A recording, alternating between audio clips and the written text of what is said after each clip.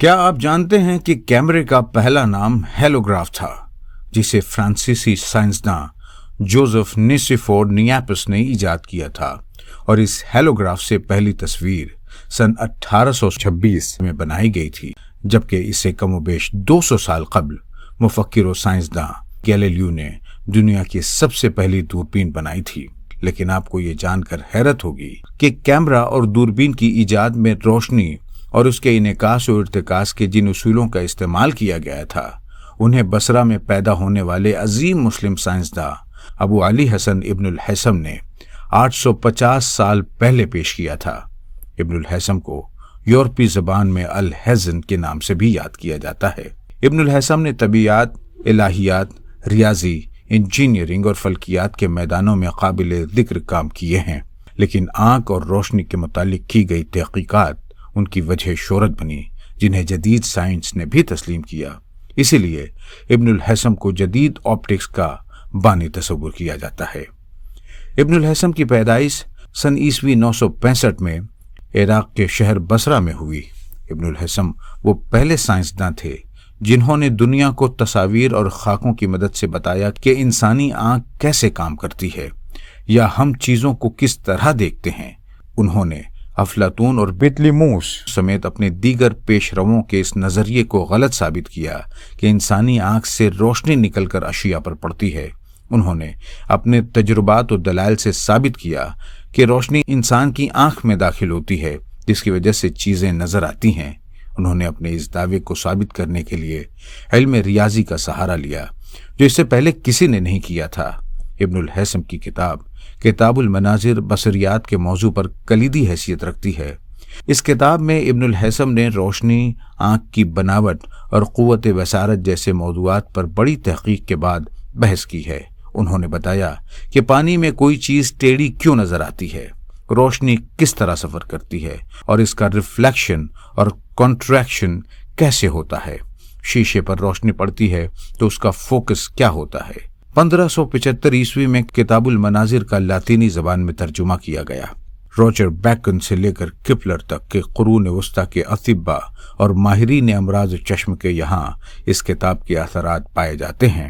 ابن الہیثم کے بتائے گئے روشنی کے اصولوں نے کیمرے اور دوربین کی ایجاد میں سائنسدانوں کی بڑی رہنمائی کی۔ آپ کا ایک اہم اور قابل ذکر کارنامہ کروی آئینے یعنی سفیریکل مررز کی دریافت ہے۔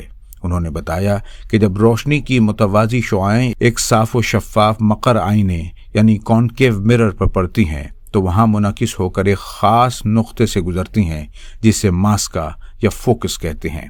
ابن الہیثم نے آنکھ کے مختلف حصوں اور اجزاء کے لیے عربی کے مختلف الفاظ بتائے، جو آگے چل کر اصطلاحات کی شکل اختیار کر گئے۔ ان اصطلاحات کے جب تراجم ہوئے تو ان میں عربی الفاظ کے معنی کو خیال میں رکھا گیا۔ مثال کے طور پر ابن الہیثم نے مسور کی دال کی طرح نظر آنے والی پتلی کے لیے عدسہ لفظ استعمال کیا تو لاطینی میں مسور کی دال کے لیے لینٹل کا لفظ استعمال ہوتا ہے۔ لیٹن سے لینس بنا، جس سے آج ہر کوئی واقف ہے۔ روشنی کے بارے میں ابن الہیثم کا کہنا ہے کہ روشنی ہمیشہ خط مستقیم میں سفر کرتی ہے، اس کے لیے واسطے کی ضرورت نہیں ہوتی۔ ابن الہیثم کے مطابق اگر کسی تاریک کمرے میں دیوار کے اوپر والے حصے سے ایک باریک سوراخ کے ذریعے سورج کی روشنی گزاری جائے اور اس کے بالمقابل پردہ لگا دیا جائے تو اس پر جن اشیاء کا عکس پڑے گا وہ الٹا ہوگا۔ برطانیہ کی یونیورسٹی آف سرے کے پروفیسر جم الخلیلی کے مطابق بصری علوم کے میدان میں سر آئزک نیوٹن سے 700 برس قبل ابن الہیثم نے قابل ذکر خدمات انجام دی تھیں، لیکن مغرب میں اکثر لوگ ان کے نام سے واقف بھی نہیں ہیں۔ انہوں نے سب سے پہلے روشنی کو حرارتی توانائی قرار دیا تھا۔ ابن الہیثم کا ایک قابل ذکر کام مصر کے دریائے نیل پر اسوان باندھ کی تعمیر کا منصوبہ ہے۔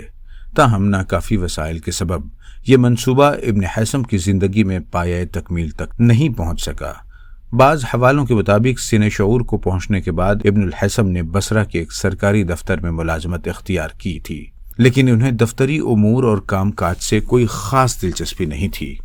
یہاں وہ دفتری امور سے وقت نکال کر مطالعے میں مصروف رہا کرتے تھے۔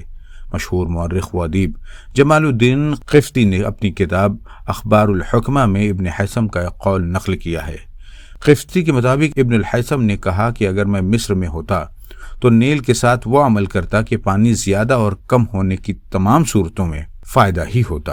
ابن الہیثم کا یہ قول مصر کے حاکم الحاکم بامر اللہ الفاطمی کو پہنچا تو خفیہ طور پر کچھ مال بھیج کر ابن الہیثم کو مصر آنے کی دعوت دی، جو انہوں نے قبول کر لی۔ ابن الہیثم کے جدت پسند اور ہوش مند دماغ نے مصر کی زرعی اہمیت کو پیش نظر رکھتے ہوئے دریائے نیل پر ایک 3 سمتی باندھ باندھنے کی تجویز پیش کی، جس سے نیل سے ملحقہ علاقوں کو سال کے 12 ماہ سیراب رکھنے کے ساتھ ساتھ سیلابی صورتحال سے بچایا جا سکتا تھا۔ ابن الہیثم نے اندازہ لگایا کہ اس ڈیم سے مصر کی معیشت کو بے انتہا فائدہ پہنچایا جا سکتا ہے۔ خلیفہ الحاکم کو یہ تجویز بہت پسند آئی، لیکن ناکافی وسائل کے سبب باندھ کی تعمیر اس وقت ممکن نہ ہو سکی۔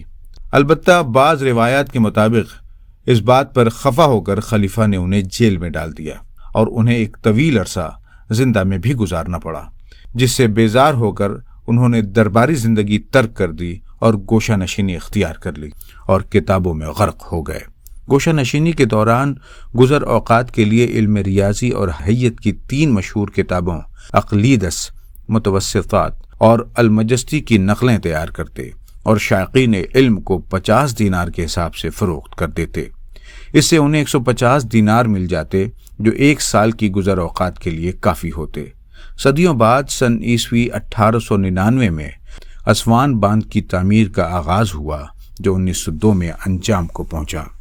اس کی تعمیر اسی طرز پر کی گئی جو تصور کم و بیش 900 برس قبل ابن الہیثم نے پیش کیا تھا۔ ابن الہیثم کے زمانے میں کسی ایک موضوع پر مہارت یا اسپیشلٹی کا تصور نہیں تھا، چنانچہ انہوں نے بھی اپنے معاصرین کے طرز پر فلکیات، ریاضی اور انجینئرنگ جیسے مشکل موضوعات میں بھی اپنے جوہر دکھائے۔ فلکیات اور ریاضی کے موضوع پر ابن الہیثم نے 25 کتابیں تحریر کی، جن میں سے بیشتر کے یورپی زبانوں میں تراجم ہوئے۔ ابن الہیثم نے ریاضی کے چند ایسے مسائل حل کیے جو ان کے دور میں ناقابل حل تسلیم کیے جاتے تھے۔ انسائکلوپیڈیا بریٹانیکا کے مطابق عظیم سائنسداں الہیثم نے مماثلات سے متعلق مسائل اس طریقے سے حل کیے جسے اب ولسن تھیورم کہا جاتا ہے۔ ریاضی میں ابن الہیثم نے زیادہ شہرت اسی مسئلے کی بنیاد پر حاصل کی جو 17ویں صدی عیسوی سے آج تک ابن الہیثم کے نام سے معروف ہے۔ اسے ابن الہیثم کا مسئلہ یا الہیزن پرابلم کہا جاتا ہے۔ پروفیسر جم الخلیلی کے مطابق ابن الہیثم کا فلکیات کے موضوع پر 2010 میں دریافت ہونے والے ایک مقالے سے معلوم ہوتا ہے کہ ابن الہیثم نے سیاروں کے مدار کی وضاحت کی تھی، جس کی بنیاد پر بعد میں کوپرنیکسن، گیلیلیو، کیپلر اور نیوٹن جیسے یورپی سائنسدانوں نے کام کیا۔ کتنی غیر معمولی بات ہے کہ اب پتہ چل رہا ہے کہ آج کے ماہرین طبیعیات پر 1000 سال پہلے کے ایک عرب سائنسداں کا کتنا قرض ہے۔ 12ویں صدی عیسوی کے معروف طبیب ابن بیطار کے شاگرد ابن ابی عصیبیہ کے مطابق ابن الہیثم نے سائنس کے مختلف شعبے میں 237 کتابیں لکھی، جن میں کتاب المناظر بھی شامل ہے، جو آج بھی ایک معتبر حوالہ تسلیم کی جاتی ہے۔ سائنس اور ریاضی کے اس عالی دماغ شخص نے زندگی کے آخری ایام جامعہ الازہر کے ایک حجرے میں بسر کیے۔ انہی ایام میں انہوں نے اپنی تحقیقات اور نتائج کو کتابی شکل دی، اور یہ کتاب ابن الہیثم کی ڈائری کی حیثیت رکھتی ہے۔ اس ڈائری میں ابن الہیثم نے اپنی تصانیف کا ذکر کیا ہے، جس کے مطابق انہوں نے علم ریاضی پر 25 اور فزکس اور الہیات پر 44 کتابیں لکھی ہیں۔ اس کے علاوہ دیگر کتابیں مختلف موضوعات پر مبنی ہیں۔ ابن الہیثم نے سن 1039 عیسوی میں مصر کے دارالحکومت قاہرہ میں وفات پائی۔